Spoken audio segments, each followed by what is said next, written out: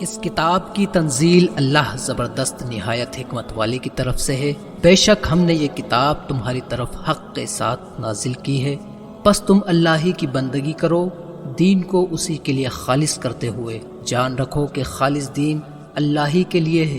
رہے وہ لوگ جنہوں نے اس سے ہٹ کر دوسرے حامی و سرپرست بنا رکھے ہیں کہ ہم تو ان کی عبادت محض اس لیے کرتے ہیں کہ وہ ہمیں اللہ سے قریب کر دیں، یقیناً اللہ ان کے درمیان اس بات کا فیصلہ کر دے گا جس میں وہ اختلاف کر رہے ہیں۔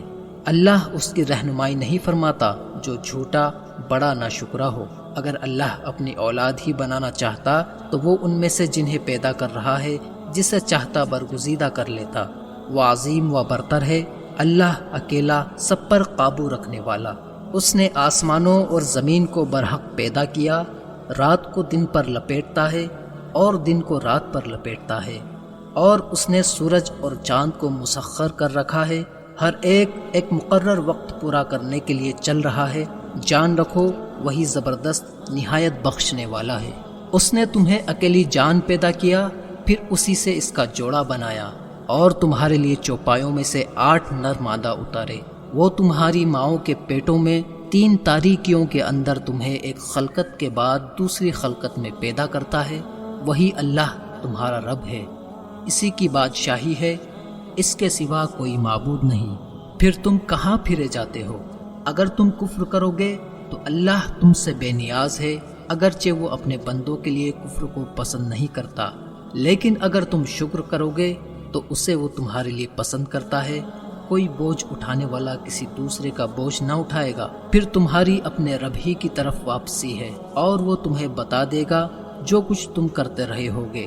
یقیناً وہ سینوں تک کی باتیں جانتا ہے۔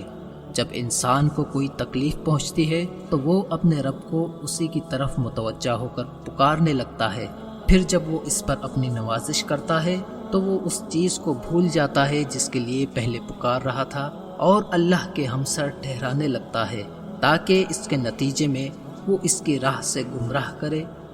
کہہ دو اپنے کفر کا تھوڑا لطف اٹھا لو، بے شک تم آگ میں پڑنے والوں میں سے ہو۔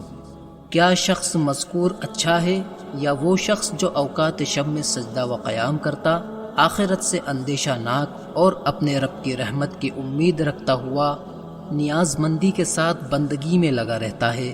کہو کیا وہ لوگ جو جانتے ہیں اور وہ لوگ جو نہیں جانتے دونوں یکساں ہوں گے؟ یاد دہانی تو عقل و خرد والے ہی حاصل کرتے ہیں۔ کہہ دو کہ اے میرے وہ بندو جو ایمان لائے ہو، اپنے رب کا ڈر رکھو۔ جن لوگوں نے اس دنیا میں اچھا کر دکھایا ان کے لیے اس دنیا میں اچھائی ہے، اور اللہ کی زمین کشادہ ہے۔ ثابت قدم رہنے والوں کو تو ان کا اجر لازماً بے حساب ملے گا۔ اگر آپ کو یہ ویڈیو پسند آئی ہو تو لائک اور شیئر کریں، اور ہماری اس ویڈیو میں کوئی بھی غلطی یا کمی بیشی نظر آئے تو کمنٹ باکس میں ہمیں ضرور بتائیں۔ اور ایک ضروری بات، ہمارے چینل کو سبسکرائب کرنا نہ بھولیں۔ جزاک اللہ خیر۔